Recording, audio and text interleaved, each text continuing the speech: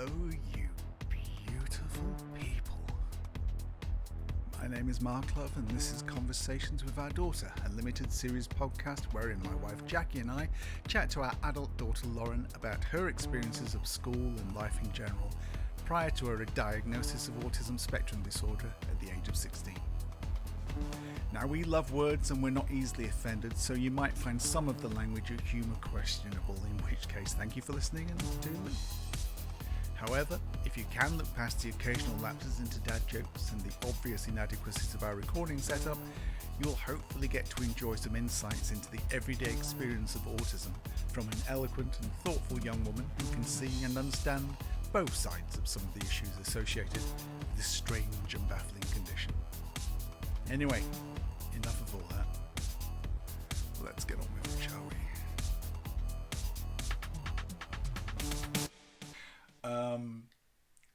So I mean, again, we didn't know what to think there. It was baffling for us because you were bright. You were obviously bright.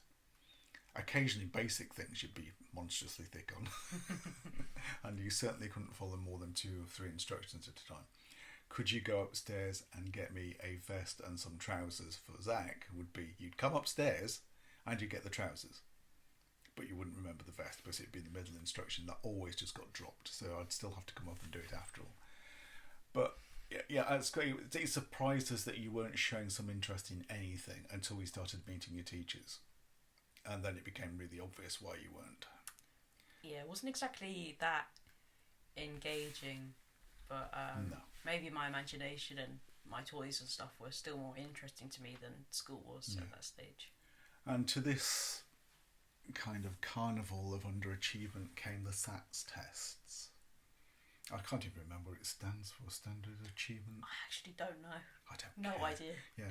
I mean, as a family and as people who thought about this long and hard, and like I said, having a teacher in the family, we've always thought SATs were a completely bullshit idea constructed by a moron, because they test kids far too early about stuff that they haven't even the vaguest inkling of. And so we were not one of these parental units that was going to push our kids to achieve well at SATs, because it's just arse. It's quite pointless because it's just there as they're using it as a guidance thing for like the secondary schools.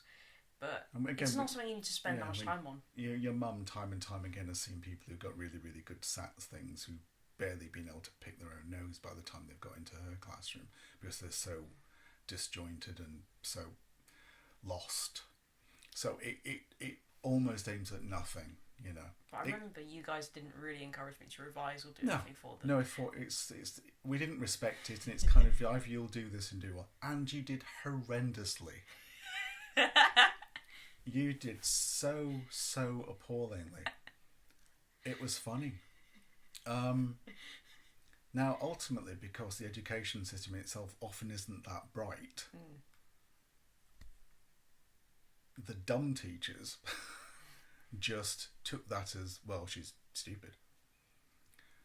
The teachers that with actually a little bit of skill and who knew it was bullshit. And so they would treat you well. But I have to say, by this stage, we had lost faith in the school. We didn't think it was working for you. And it was while you were at Beecham that they scrapped the middle school system.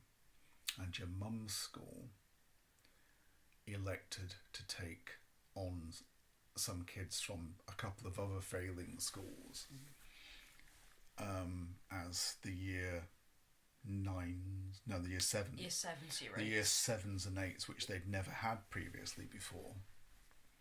And as part of this, it was suggested that to the staff that if any of them wanted to bring their own kids at this stage, that they could do.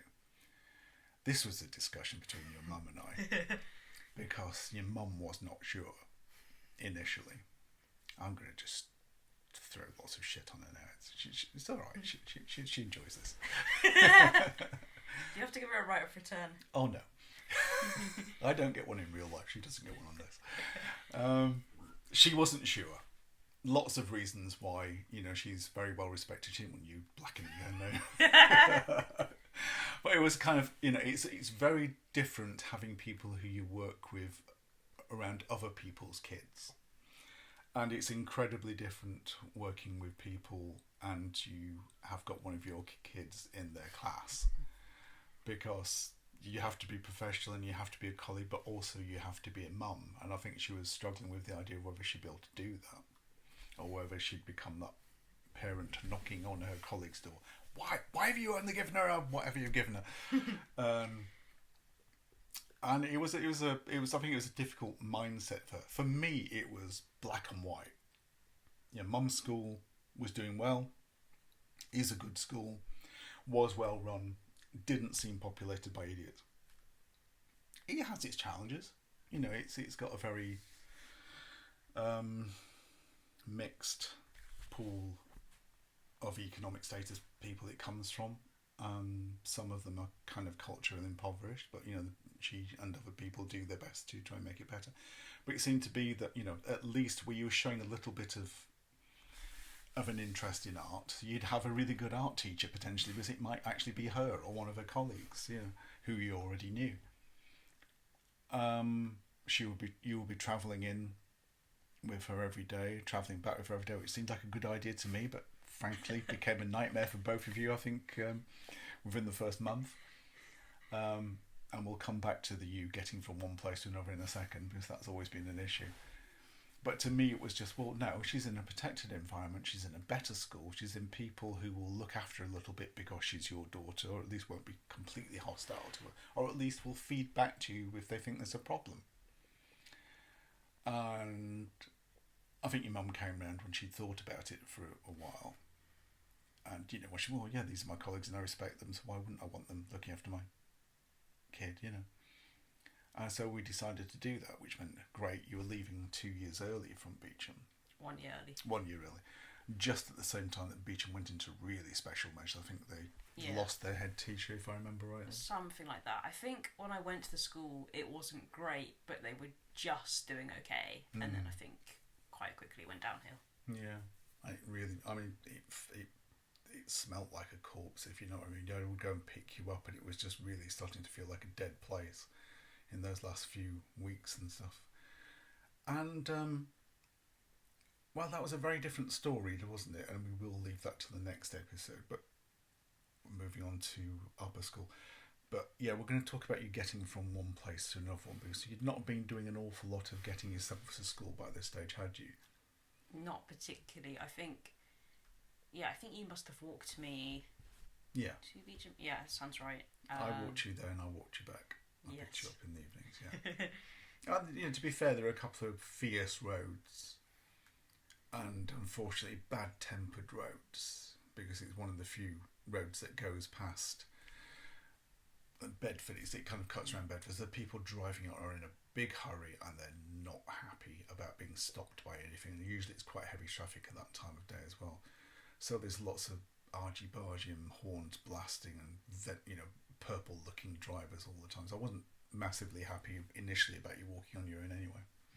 But then it just got to that stage where everybody else seemed to be doing it, but you weren't. Yeah, I think it was sort of like by some point in year 6 I started. Because definitely for the entire first year you did it, because I showed no ability to remember which directions, even when you were trying to test me on them. No, I know. The weird thing is we've been doing this every day twice, and you'd picked up no geographical features, largely because you were in your head telling me about monkeys.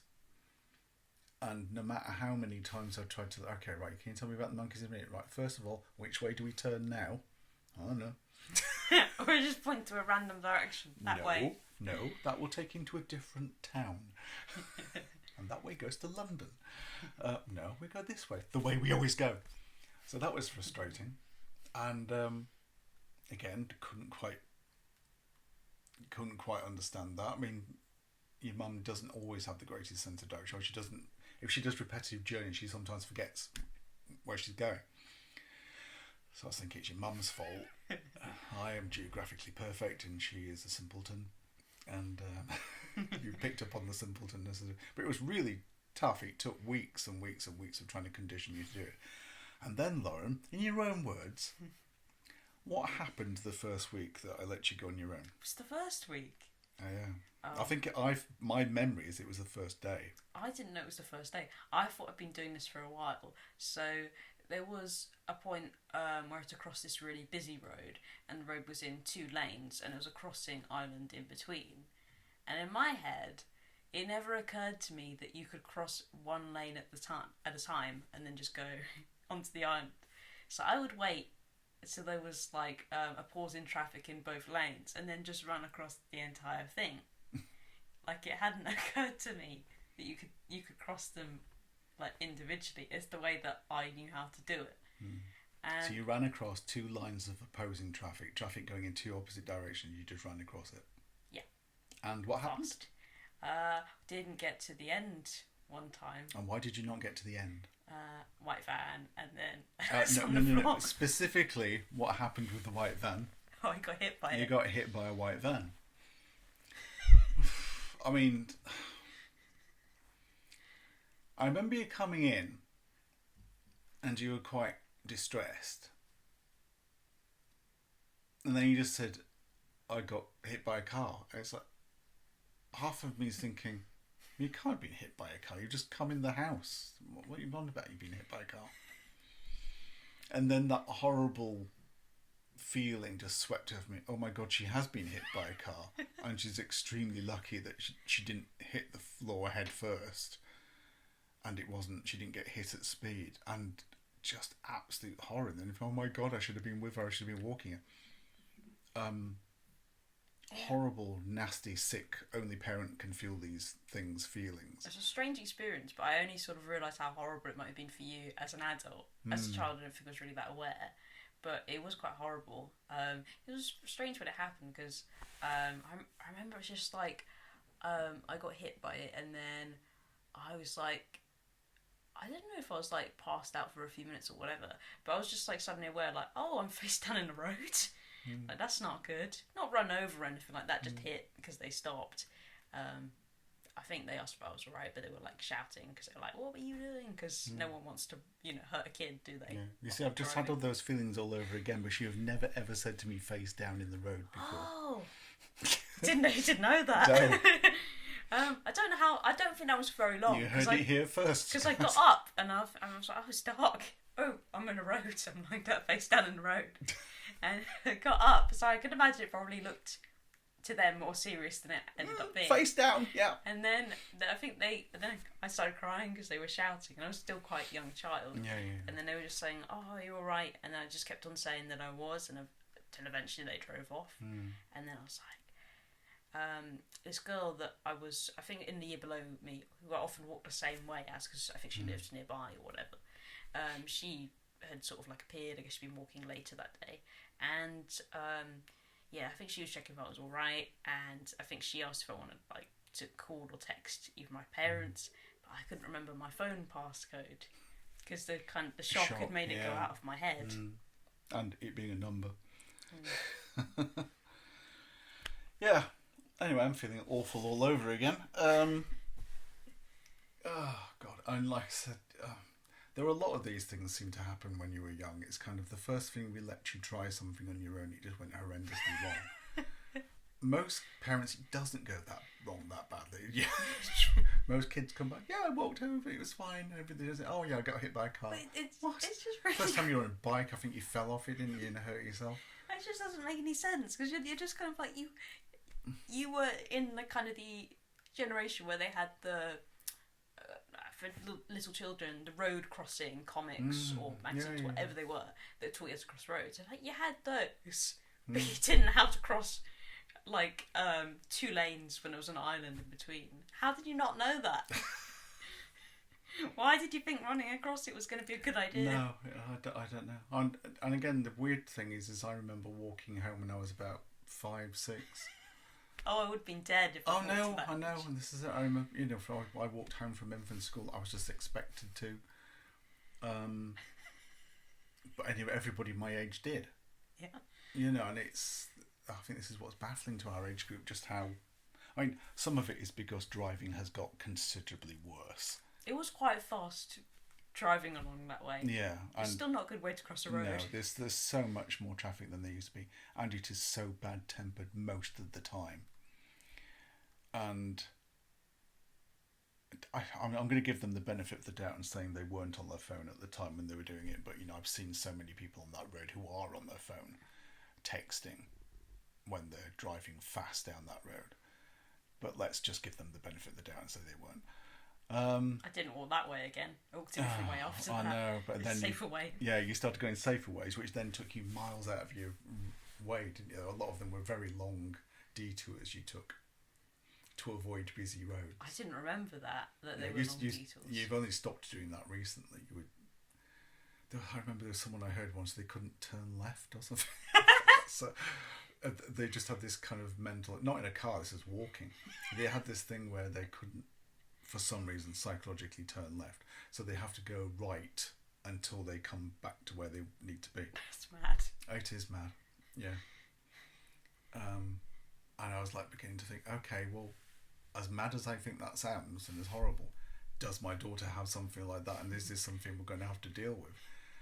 I don't know. We've never been... I mean, your mum was very enthusiastic about you to learn how to drive, and I thought it was the worst idea in the world. I'm not a driver anyway. I've never thought I would be a particularly safe driver. I don't enjoy being in control of machines like that unless I'm completely in control of them. And I don't think you ever are with a car. But because you react so slowly to some things and jump out of your skin at others, and because you can't remember anything sometimes from day one to day one, I just think the rest of the world is safer, and you are a lot safer, if perhaps you elect to use public transport. For the good of humanity. I didn't really want to anyway. I think the idea of driving was sounding terrifying. No. I like looking out the window too much. Yeah, like you say, I overreact far too slow, or I'm incredibly jumpy at things that you shouldn't jump at. But it's made us, it's like, if we go to Cambridge, I'm always got like more of an eye on you than I normally do, because the bikes are so lethal there.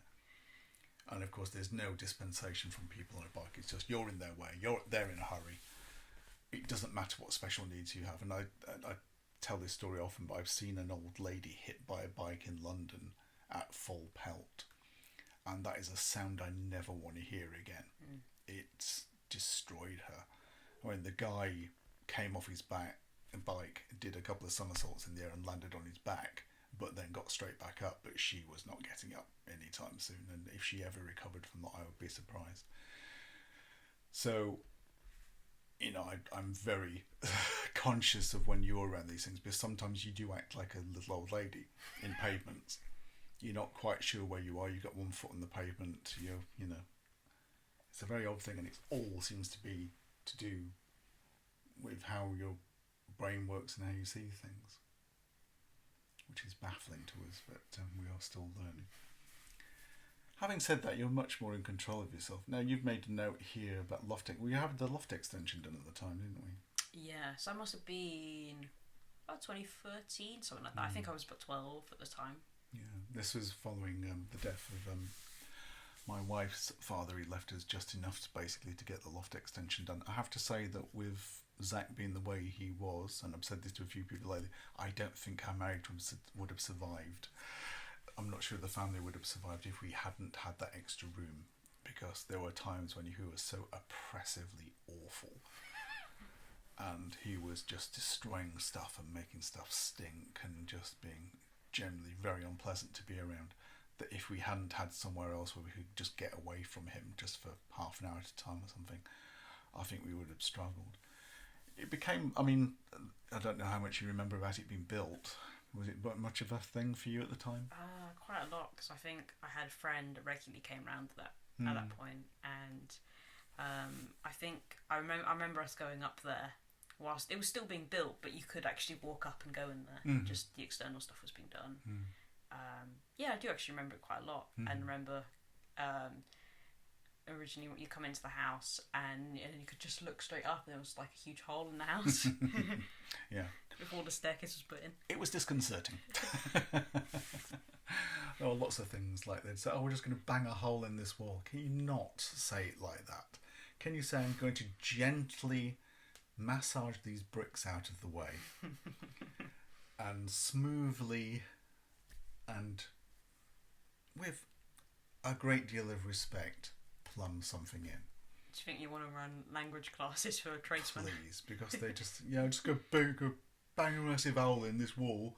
Oh, don't say that. That's my home. Oh, God. And luckily we had quite nice, civilised people doing it. I mean, one of the roofers was reading a bio on Napoleon or something at the time, and everyone was doing some kind of university course on something else. I mean, they could still hit things very, very hard.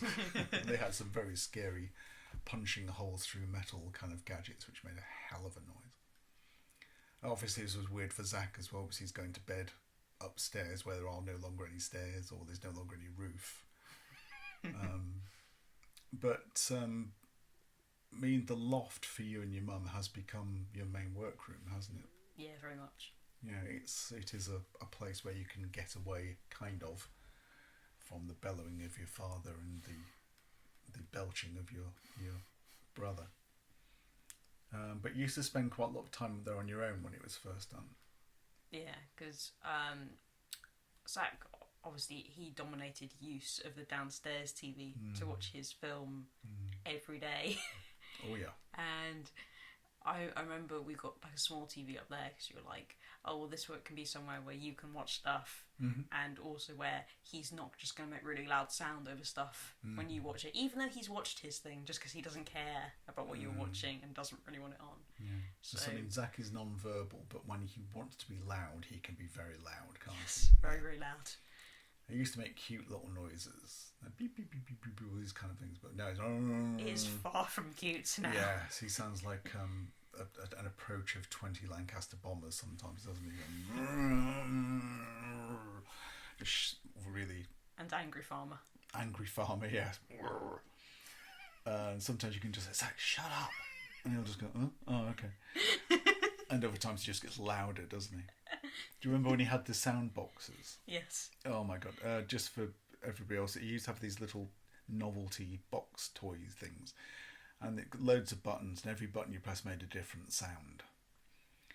And he would do this at the most inopportune moments, wouldn't he? You're watching a very, very serious news thing where loads and loads of people have died in a horrific thing, and something's going... or woo, or pew, or all these kind of odd noises, and he would sometimes do them so much you just end up losing it, didn't you? Because and then the cat, Zach had got this ball as well, which made a kind of a boing sound, and we got annoyed with it, so we'd put it away in a cupboard thing. But the cat would jump onto the cupboard, and it would make this boing when he jumped onto it, and then boing as he jumped off it. So it was like living in a cartoon at some stage. It was like in Tom and Jerry or something. Which, halfway through a serious film, boing, or... It's just, my darling, I love you and I'll always love you. It really does mess with your head, doesn't it? So yes, if you could get away from that every so often, you would do it, wouldn't you? Yeah. Yeah, and I totally get that. Yeah. But also, man, we saw you less at one stage because you were just kind of ferreted away up there. I really mainlined it. Yeah. Having the TV up there, and I watch stuff all the time. From the kind of probably the age of 12, just several hours. Like sometimes I just watch TV the entire day. Yeah. I mean, watch series that I liked. Yeah, it's the kind of thing I used to do when I was like young. But you literally burnt through it, didn't you? Yeah. You just stopped.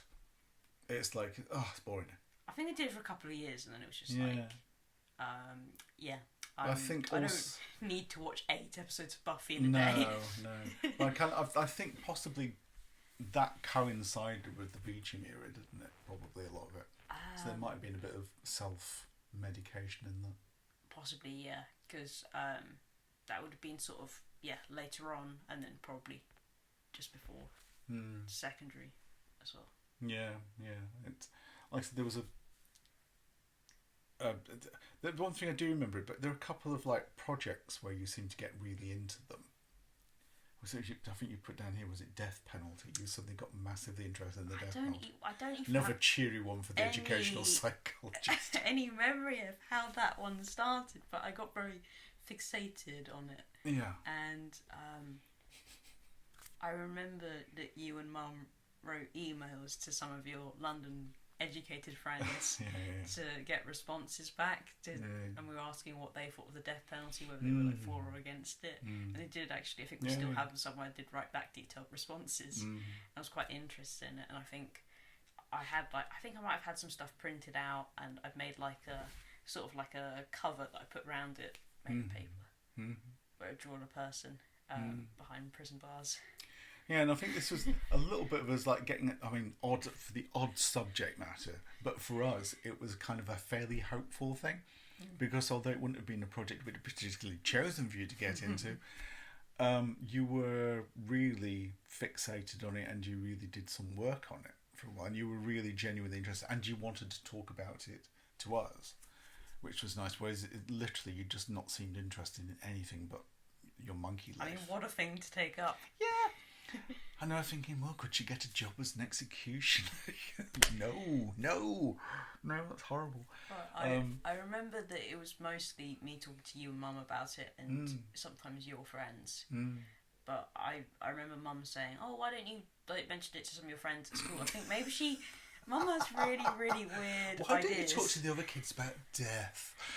She has very, very odd ideas sometimes, and it's like them with good intentions, but I think her understanding was like, oh, well, you've spoken about this a lot with adults, maybe it'd be good for you to talk to some people your own age about it. Yeah. And then I tried to do that. No. And instantly, one of the girls in the kind of group I hung around with was like, well, why are you into that? That's weird. Like, what's that about? And because I spent a lot of time on it, and I was very interested, and it really hadn't occurred to me it was weird. I was interested in it, so I got quite angry and I lashed out at her. I think I pushed her or something. Okay.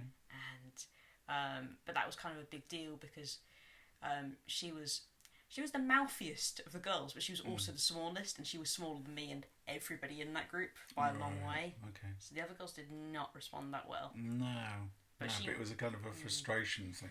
She really did kind of like wind other people up. Well, mostly me and one other girl in that group who were a bit odd. But then I guess she sometimes had the defence of the other girls because she was tiny. Yeah. Okay. But yeah, I mean that's interesting, because that is effectively some of the autism actually manifesting itself, wasn't it? I mean, obviously kids get annoyed with each other all the time, and some of them push each other all the time, but they're generally called boys. Yeah. It's not always a go-to for a girl, but you would obviously think, look, this is the one bloody thing I'm interested in, and I kind of want to get some serious reaction to, and you're not treating it seriously. Yeah, I just really sort of, it really wound me up, because and she was just like very like negative about it, and it was just kind of like, yeah, I just didn't like that. I spent a lot of time thinking about this. My mum told me to tell you guys about this, and this is how you've responded. Yeah, so what you're effectively saying is your mum is responsible for you attacking another student. Yes. Okay, that's good to know. Got that on tape. No, she can't have a right to reply. He's going to hear this, and you're going to be in so much trouble. Yes, I like it. It's good. It's all good. We're open about these things. So yeah, I mean, I think you'd been through quite a negative experience by that stage. So it was a bit of a crucible of your burgeoning realisation that you weren't feeling the same as other people. And I hadn't really always gotten along with other people and other girls that well, because it was a big group I hung around with. It was one other girl from a big family who they were a bit different, and I think we really got along. But every girl in that group was almost paired up into kind of, oh, well, these two girls are best friends, these two girls are best friends, and I was the only one that didn't have a best friend. Even the other weird girl had someone that she was really good friends with, because they'd known each other since they were very small. So I was like the only one that didn't. So I was even more odd. But there weren't many people you would have described as friends at this stage. No. It's very much kind of like, I'll just hang around with these people because they don't seem too awful, But I think the other strange girl in that group I really liked and got along with, but the other people I didn't massively rate most. So strange attracted to strange. Yeah. Interesting. So, I mean, yeah, it's what's interesting about it from looking back at it is how much of it you don't know. Because again, I didn't know you'd woken up face down on a thing having been hit by the car. That's not what Which you is told me at news the to time. me. I didn't know. I hadn't told you that. No, you hadn't told me that. I would have screamed. And probably got you to a hospital. But I think I was only like, I had like a grazed elbow and knee. yeah. So again, I pictured from what you told me that it had just kind of just nudged you as it screeched to a halt, and therefore, and you know, with your kind of like hip and just knocked you over, and you got straight back up. That's the reading I took from it at the time, and believe me, I was concerned and listening. So I just think you missed out a lot of information there. Yeah, And so you know, once knew. we'd had a kind of like a look at you, and you hadn't got a head wound or any kind of injuries that that were visible, it was kind of, you know, apart from a little graze or something. It was kind of, well, let's just put that down to experience. Don't fucking do it, you dick. I think there'd been some other close calls probably before. Yeah, I really. I need a whiskey. So there was stuff that we didn't know that was going on, or we didn't know the intensity of it. We could feel the outline of it, the fact that this is not particularly going well as an experiment of this school. And we needed to make a positive change, and then we had the luck of the system changing and the luck of the place coming up at your mum's school. And I think we're going to leave it there, but just to say that in this trilogy of school experiences, this is far better, wasn't it? Yeah, much better. What's coming, I mean, and everything changed. The beginning of you, proper you, started, for good or worse. And of course it was at this time that you would have got your diagnosis. So we'll talk about that next time. So in the meantime, hope everybody is well. Just fuck off and be nice to someone.